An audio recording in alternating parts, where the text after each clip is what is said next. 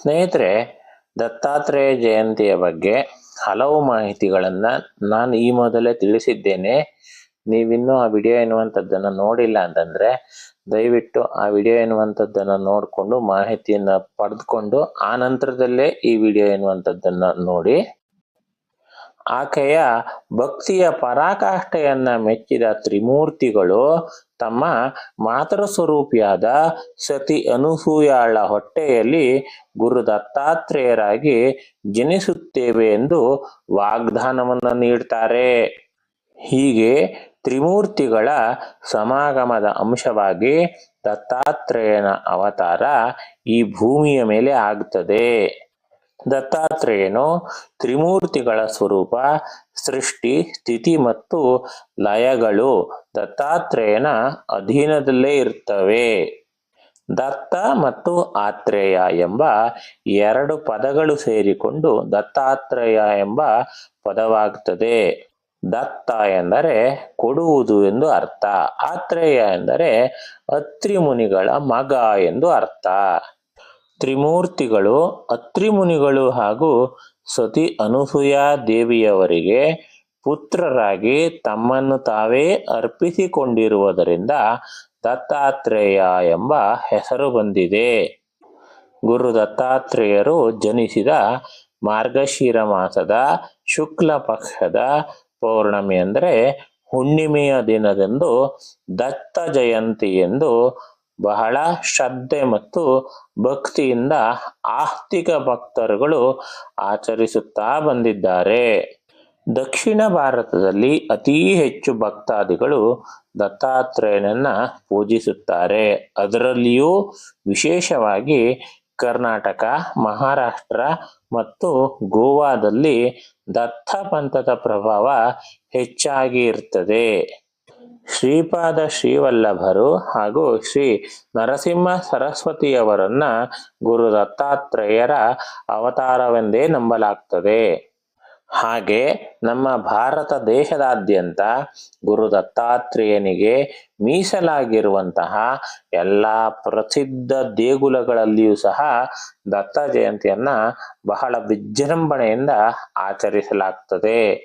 ಹಾಗಾದ್ರೆ ಈ ದತ್ತ ಜಯಂತಿಯನ್ನ ಹೇಗೆ ಆಚರಿಸಬೇಕು ಅಂತ ಕೇಳಿದ್ರೆ, ಬೆಳಿಗ್ಗೆ ಬೇಗನೆ ಎದ್ದು ಮಂಗಳ ಸ್ನಾನವನ್ನ ಮಾಡಬೇಕು.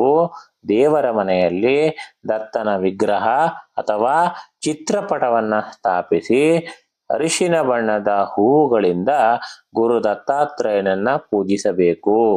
ಗುರು ದತ್ತಾತ್ರೇಯನಿಗೆ ಮನೆಯಲ್ಲಿಯೇ ತಯಾರಿಸಿದ ಶುದ್ಧವಾದ ನೈವೇದ್ಯವನ್ನ ಅರ್ಪಿಸಿ ದತ್ತಾತ್ರೇಯನ ಸ್ತೋತ್ರವನ್ನ ಪಠನ ಮಾಡಬೇಕು. ಅಷ್ಟೇ ಅಲ್ಲದೆ ಗುರು ದತ್ತಾತ್ರೇಯನ ಅವತಾರಗಳ ಬಗ್ಗೆ ತಿಳಿಸಿಕೊಡುವ ಗುರುಚರಿತ್ರೆಯನ್ನು ಕೂಡ ಪಠಿಸಬೇಕು. ಗುರು ದತ್ತಾತ್ರೇಯನ ಅವತಾರವಾದ ಶ್ರೀಪಾದ ಶ್ರೀವಲ್ಲಭ ಶ್ರೀ ನರಸಿಂಹ ಸರಸ್ವತಿ ಯತಿಗಳ ಪಾವನಕರವಾದ ಚರಿತ್ರೆಯೇ ಈ ಗುರುಚರಿತ್ರೆ. ದತ್ತ ಜಯಂತಿಯ ಪ್ರಯುಕ್ತ ದತ್ತ ಭಕ್ತರು ಒಂದು ವಾರಕ್ಕಿಂತ ಮುಂಚೆಯೇ ಶ್ರೀ ಗುರುಚರಿತ್ರೆಯ ಪಾರಾಯಣವನ್ನ ಪ್ರಾರಂಭಿಸಿ ದತ್ತ ಜಯಂತಿಯನ್ನು ಮುಗಿಸುವಂಥದ್ದು ಕೂಡ ವಾಡಿಕೆ ಹಲವು ಕಡೆಗಳಲ್ಲಿ ರೂಢಿಯಲ್ಲಿ ಬಂದಿದೆ. ಪೂಜೆಯ ನಂತರ ಮಂಗಳಕರವಾದ ಆರತಿಯನ್ನ ಮಾಡಿ ತೀರ್ಥ ಪ್ರಸಾದವನ್ನ ಸ್ವೀಕರಿಸಬೇಕು.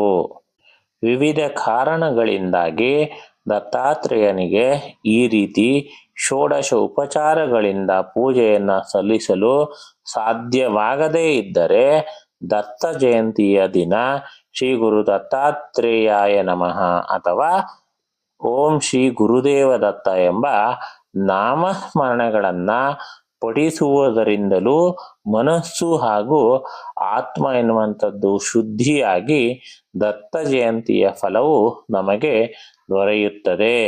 ದತ್ತ ಜಯಂತಿಯಂದು ಅವಧೂತ ಗೀತೆ ಹಾಗೂ ಜೀವನ್ಮುಕ್ತ ಗೀತೆಗಳನ್ನು ಸಹ ಪಠಣ ಎನ್ನುವಂಥದ್ದನ್ನ ಮಾಡ್ತಾರೆ. ದತ್ತ ಜಯಂತಿಯ ದಿನದಂದು ಉಪವಾಸವನ್ನು ಸಹ ಆಚರಿಸಬಹುದಾಗಿದೆ. ಔದುಂಬರ ವೃಕ್ಷವನ್ನ ದತ್ತಾತ್ರೇಯನ ಸ್ವರೂಪ ಎಂದು ಕೂಡ ಪರಿಗಣಿಸಲಾಗ್ತದೆ. ಯಾಕೆಂದರೆ ಈ ವೃಕ್ಷದಲ್ಲಿ ದತ್ತತತ್ವವು ಅಧಿಕವಾಗಿರ್ತದೆ. ಈ ದತ್ತ ಜಯಂತಿಯಂದು ಔದುಂಬರ ವೃಕ್ಷವನ್ನ ಪೂಜಿಸಿ ಪ್ರದಕ್ಷಿಣೆಯನ್ನ ಹಾಕುವುದರಿಂದ ಅನೇಕ ಜನ್ಮಗಳ ಪಾಪವು ಪರಿಹಾರ ಎನ್ನುವಂಥದ್ದು ಕೂಡ ಆಗ್ತದೆ. ಹಾಗಾದ್ರೆ ದತ್ತಾತ್ರೇಯನ ಆರಾಧನೆ ಮಾಡುವುದರಿಂದ ದೊರೆಯುವ ಫಲಗಳು ಏನೇನು ಅನ್ನುವಂಥದ್ದನ್ನ ನಾವು ಮುಂದಿನ ವಿಡಿಯೋದಲ್ಲಿ ತಿಳ್ಕೊಳ್ಳೋಣ. ನೀವಿನ್ನು ನಮ್ಮ ಚಾನಲ್ಗೆ ಸಬ್ಸ್ಕ್ರೈಬ್ ಮಾಡ್ಕೊಂಡಿಲ್ಲ ಅಂತಂದ್ರೆ ಸಬ್ಸ್ಕ್ರೈಬ್ ಮಾಡ್ಕೊಳ್ಳಿ. ನಾವು ಕೊಡುವಂತ ಎಲ್ಲ ಮಾಹಿತಿಯನ್ನು ಕೂಡ ಪಡ್ಕೊಳ್ಳಿ.